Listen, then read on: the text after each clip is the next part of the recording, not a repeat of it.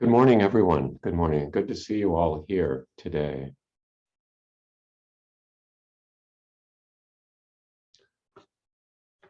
Well, we've been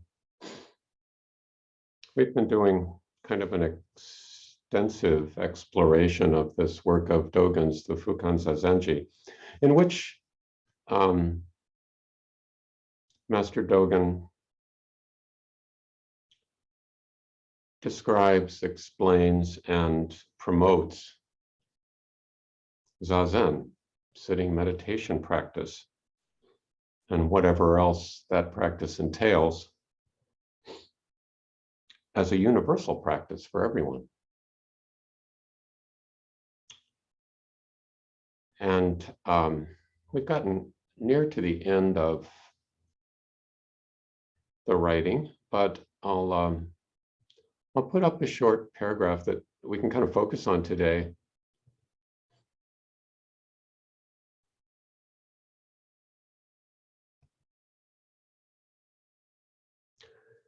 And I'll just read three separate translations of this paragraph.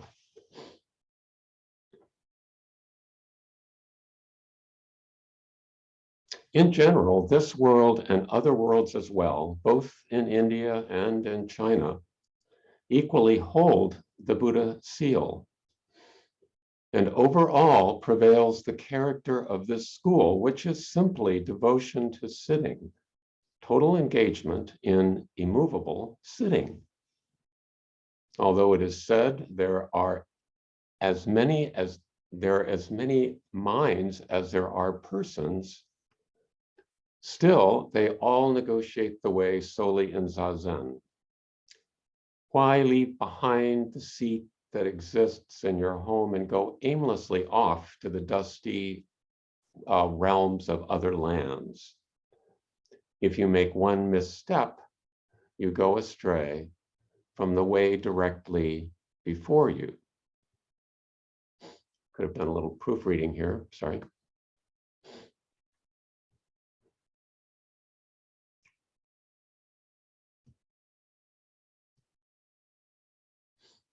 This next translation is by Shohaku Okamura. The Buddhas and ancestors, both in this world and other worlds, in India and in China, preserve the Buddha seal in the same way and vigorously generated the wind of truth. They practiced sitting and were protected by Zazen. Although their characters were diverse, each of them practiced the way of Zazen wholeheartedly. There is no reason to leave your own seat at home and take a meaningless trip to the dusty places of other countries. If you make a false step, then you will miss the way, even though it is before your eyes.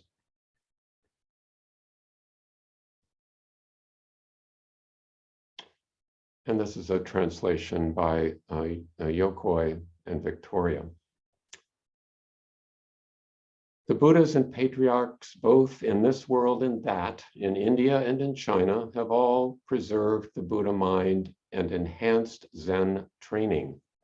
You should therefore devote yourself exclusively to and be completely absorbed in the practice of Zazen. Although it is said that there are innumerable ways of understanding Buddhism, you should do Zazen alone. There is no reason to forsake your own sitting place and make futile trips to other countries. If your first step is mistaken, you will stumble immediately.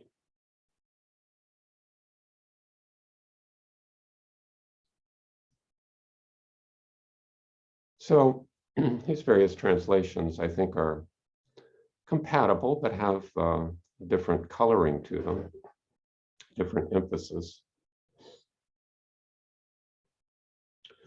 But they all talk about either the Buddha seal or the Buddha mind that somehow is making its way through this world and other worlds. So what's that about? Well, as Buddhism,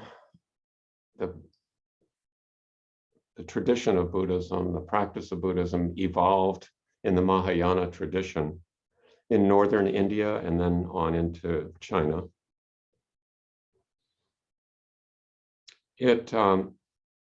Buddha became transcendent beyond, arising beyond, or rising beyond the merely physical. So the Buddha was not simply someone who was born, lived, died, and decayed, but something that lived on and could be passed from one individual to another, from one mind to another.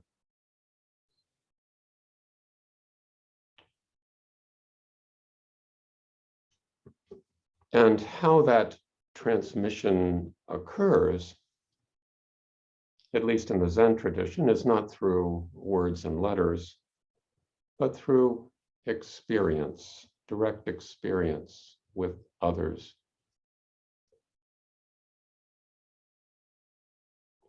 So as you know, you can learn quite a bit from reading, from listening, from words. But the knowledge is greatly filled in when you can see someone move, see their facial expression, see how they respond to things, how they navigate the world.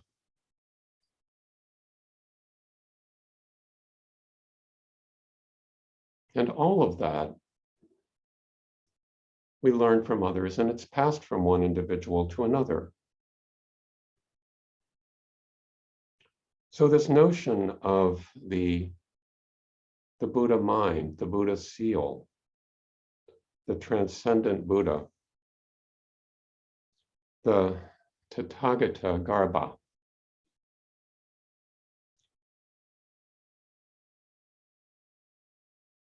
it's diffused through the literature of Mahayana Buddhism. And it evolved into a way of speaking about Buddha nature being present in all beings. As if, in a sense, we're all Buddhas, or at least embryonic Buddhas, having the potential for Buddha mind.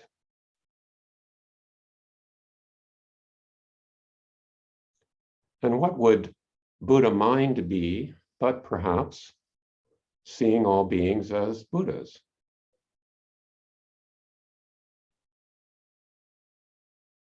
Even individuals who are sorely deluded and are behaving in despicable or disgusting ways, seeing the Buddha in such beings.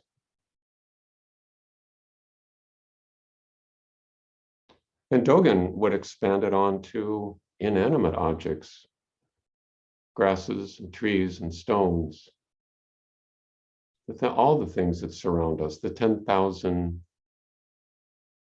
dharmas, all-pervasive Buddha nature.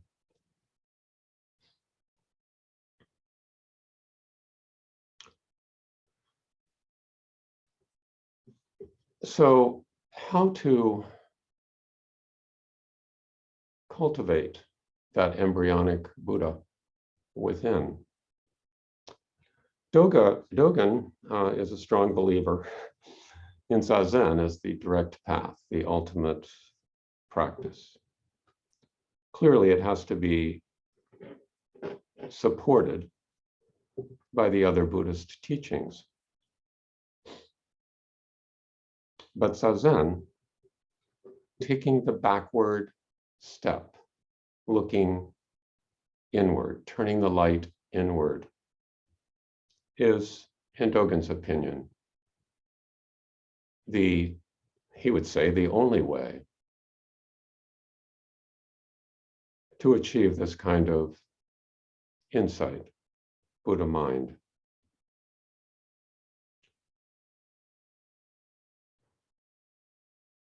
And Dogen would go on to say that it's all about studying the self. And paradoxically, in doing so, forgetting the self, forgetting the social persona, forgetting the acquiring self, the possessive self, and seeing what's left.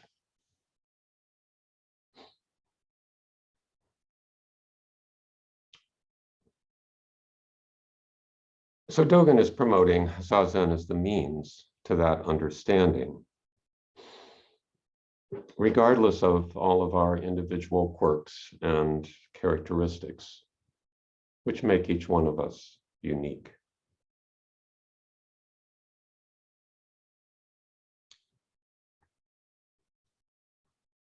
Dogen then issues a warning, which may seem kind of paradoxical given his history. He says, avoid going off looking elsewhere. You don't have to go to the dusty realms of foreign lands, seeking, although that's exactly what Dogen did. You know, when he was young, at 23 years of age, he left for a 4-year stint in China, undergoing a long, perilous journey across the Sea of Japan. It wasn't a short flight at that time. And going, once he was in Japan, from temple to temple looking for a teacher, until he finally encountered the teacher Ru Jing, who basically advocated to him Zazen.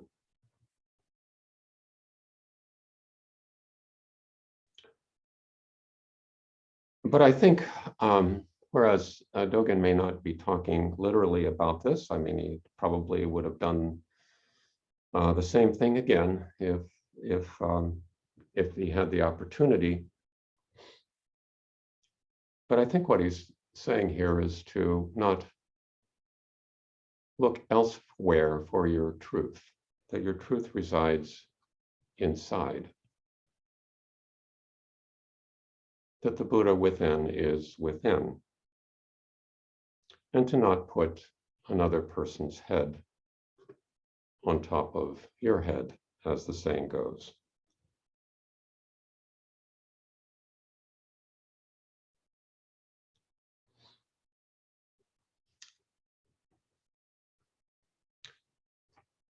So Norman Fisher, the Zen teacher in California that Carol and I have done a couple retreats with,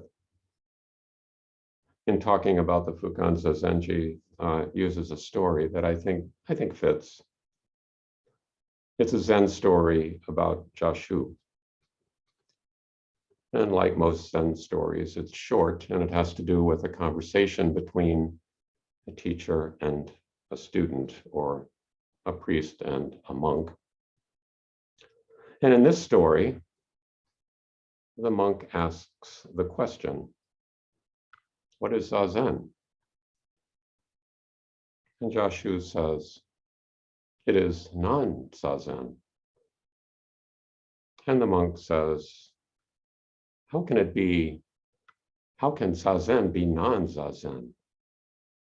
And Jashu says, it's alive.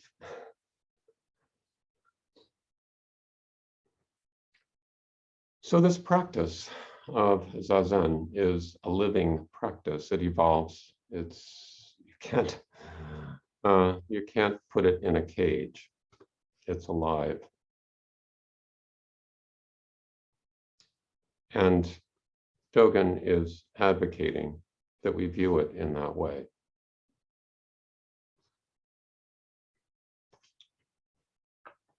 I'd like to conclude. I've been I've been reading this notion, this book by Baudrillard called The Poetics of Space, the French philosopher Baudrillard. And some of you may be familiar with it. And in thinking about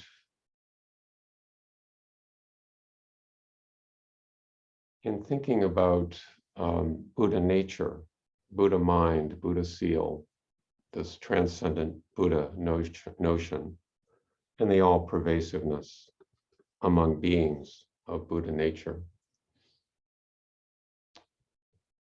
I don't know how we all interpret that, but there was a sentence in Baudrillard's book where he's talking about, Baudrillard's book is about intimate spaces, just about how they affect us, and just a very detailed exploration of inside and outside spaces and the intimacy associated with them. And he, in discussing a certain image, says, all images are good, provided you know how to use them. All images are good, provided you know how to use them.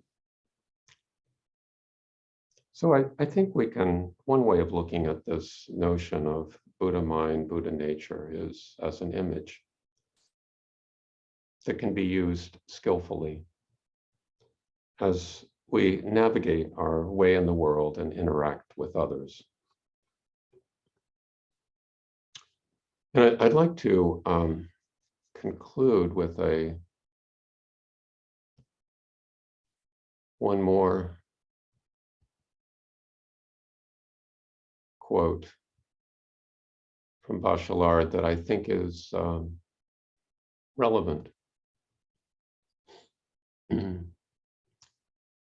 Being is alternately condensation that disperses with a burst and dispersion that flows back to a center.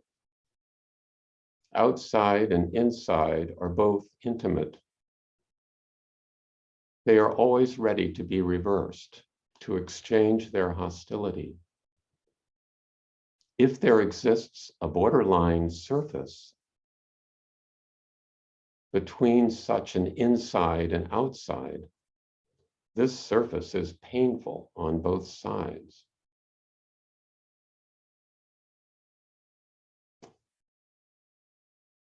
So perhaps Zazen, and maybe this entire Buddhist practice, is about melting away that borderline surface between inside and outside. So I think I'll stop there, and we can discuss this passage or other parts of the Fukazazenji or other parts of our lives, and in consideration of this notion of Buddha nature, Buddha mind. What is it? What is going on in Zazen? How does it work? And how we can practically use these teachings. So I think I'll stop there, and we'll go into breakout rooms.